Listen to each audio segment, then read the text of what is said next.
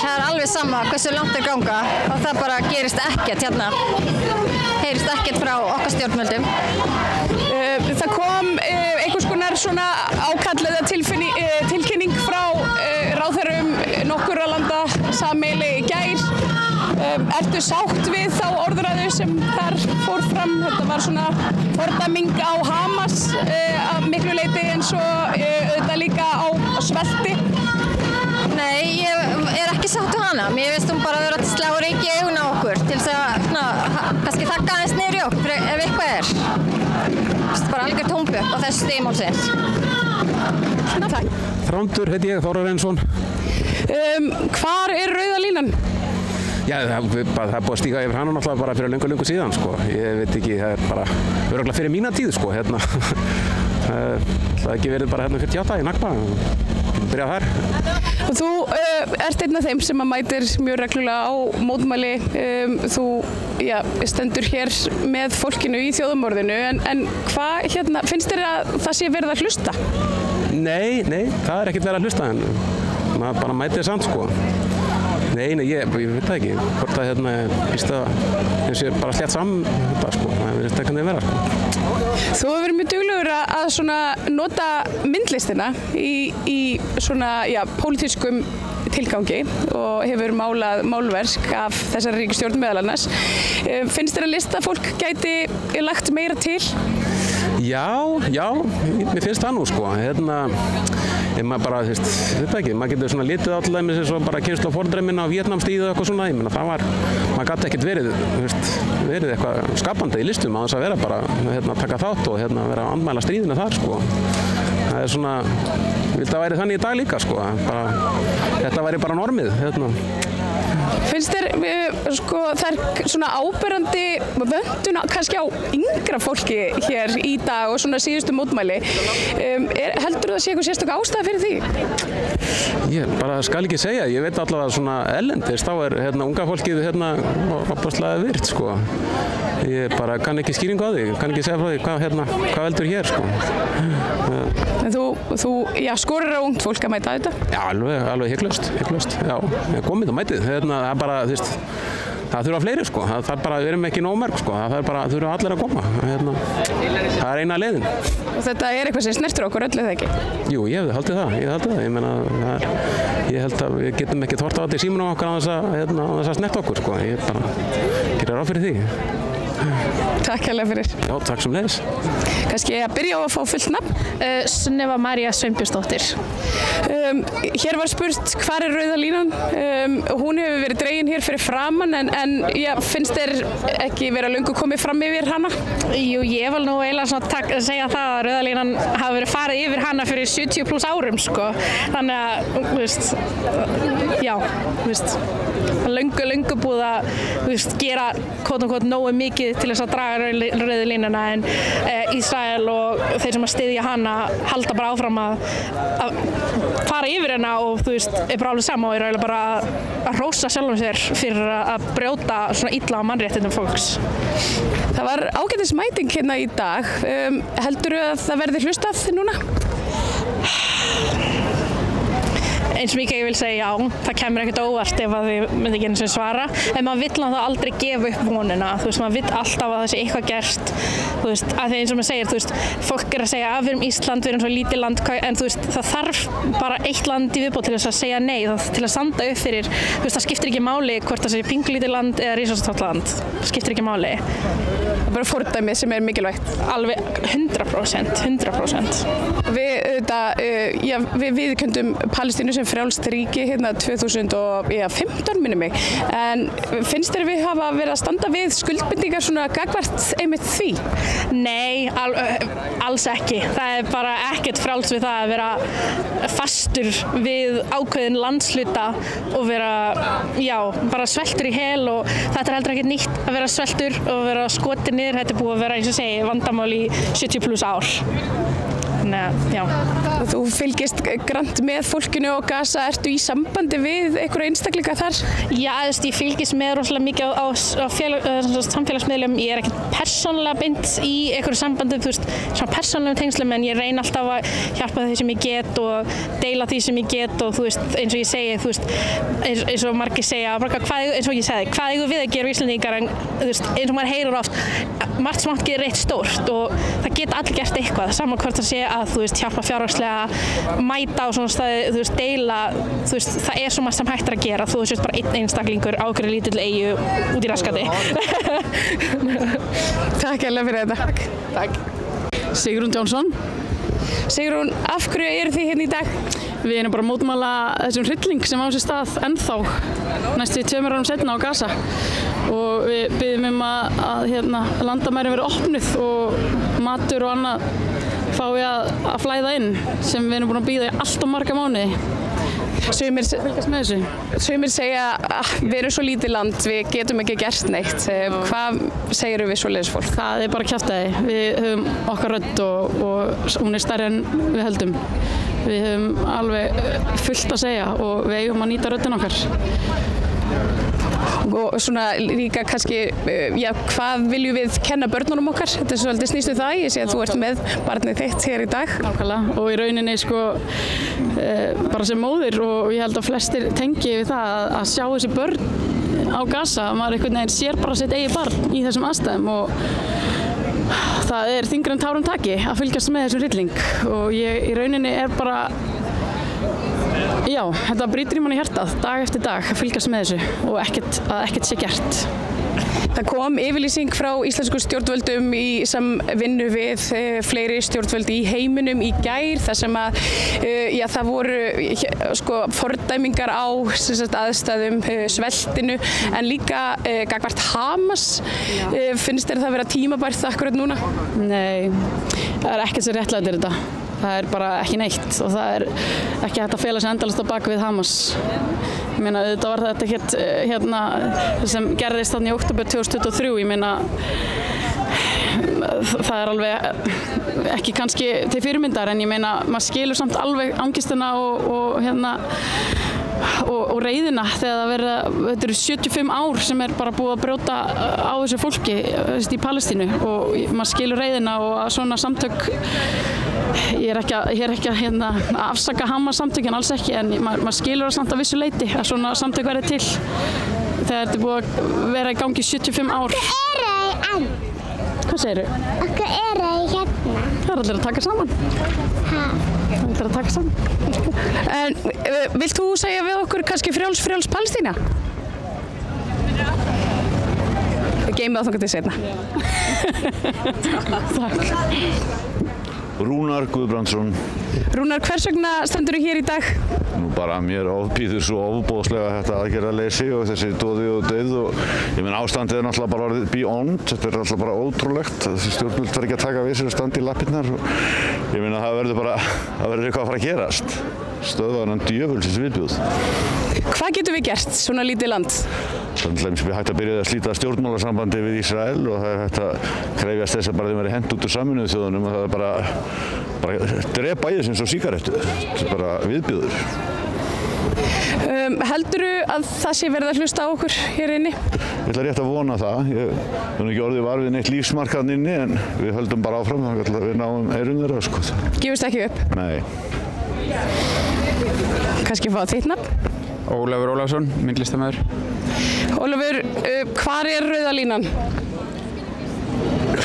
Góð spurning, hvar er hún? Náttúrulega bara hún hefur ekki verið virt og löngu farið yfir hana, en það er ein rauð lína þarna, tákrænt fyrir framan ráðuneytið.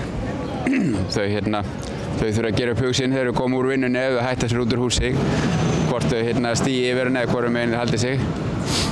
Sumir myndi segja að þetta væru bara skrílslæti og óþarfa vesen, við gætum ekki gert neitt, við erum svo lítið land og eigum kannski bara að hugsa fólkið hér heima. Hvað segirðu við fólk sem heldur slíku fram? Þetta nú voðalega lítil pláneta sem við eigum heima og við erum öll saman í húsfélaginu held ég og þurfum að standa saman og við náttúrulega bara við höfum skuldbindingar við sem land við önnur lönd og sem það skiptir ekkert máli hvort þú sért eitthvað lítið land eða stórt land, þegar þú ert land þá ertu bara á þeim skala og þarft að fara eftir reglum og við erum náttúrulega bara eitt af fyrstu löndunum sem viðurkenndi sjálfstæði Palestínu og það fylgir því ábyrgð og það bara fáránlegt og ásættanlegt og ófyrirgefanlegt að standa ekki við þær skuldbindingar og ljósmyndir fínar og faðmlög og þetta bara algjörlega óboðlegt. Þú ætlar að halda áfram að mótmæla?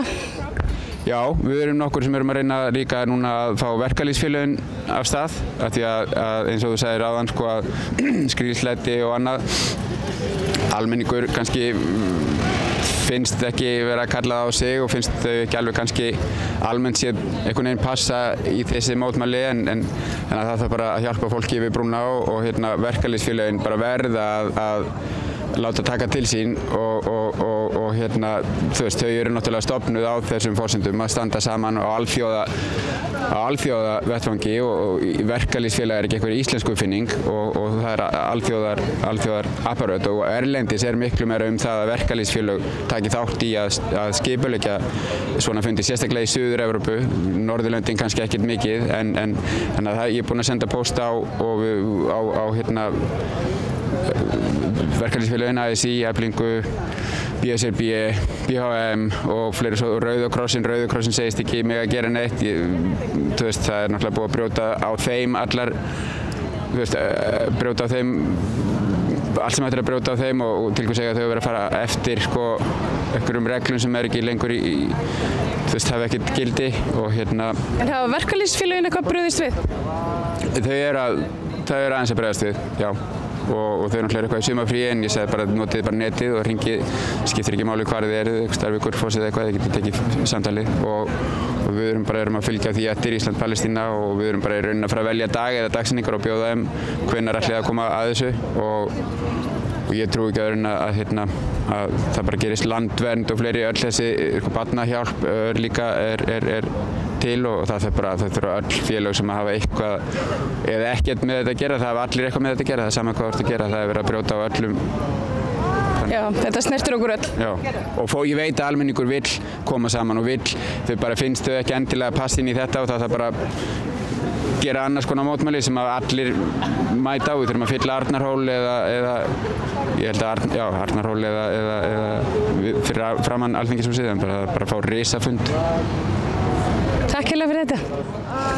Og má ég kannski fá nafn hjá þér? Ólafur Snævar. Ólafur, hvers vegna komstu hér í dag? Það góð spurning.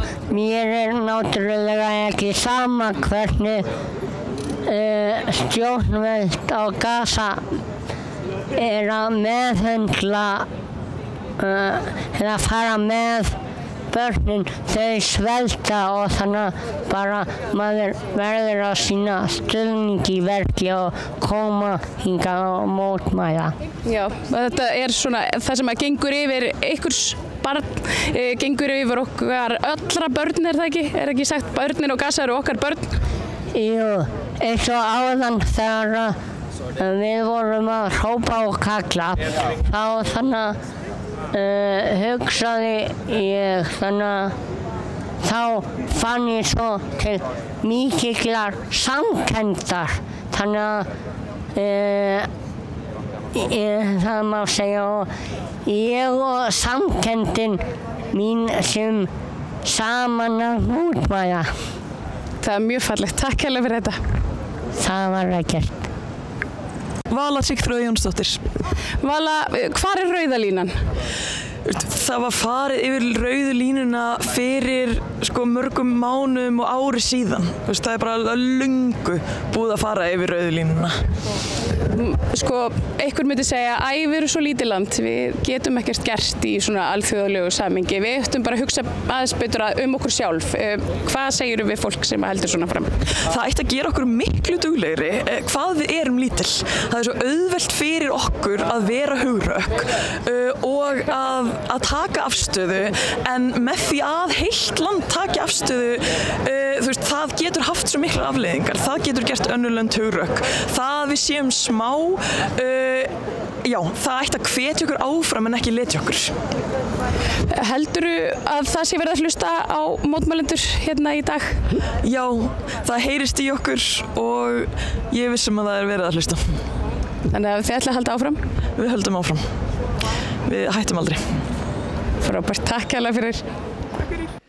Já, herru, þetta voru raddir mótmælenda sem voru í dag fyrir utan utanríkisráðuneytið að mótmæla aðgerðaleysi íslenskra stjórnvalda gagnvart þjóðarmorðinu í Gaza, og María Lilja tók þetta upp eins og þú nú tekið upp slatta svona mótmæla samtölum. Já, ég var einmitt að minnast á það við einn af mótmælendum að þetta orðin svolítið svona gott samansafn og þetta verður mikilvæg heimild einhvern daginn. Já, þetta er félagsfræðileg rannsókn. Já, það var eins og alltaf, þá var alltaf gott að heyra hljóðið í fólkinu á staðnum.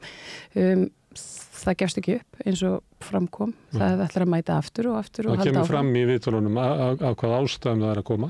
Já, og það var það var svolítið svona þemi í mótmælunum var þessi rauða lína sem að sko hvenær er komið nóg sko, og er ekki löngu komið nóg?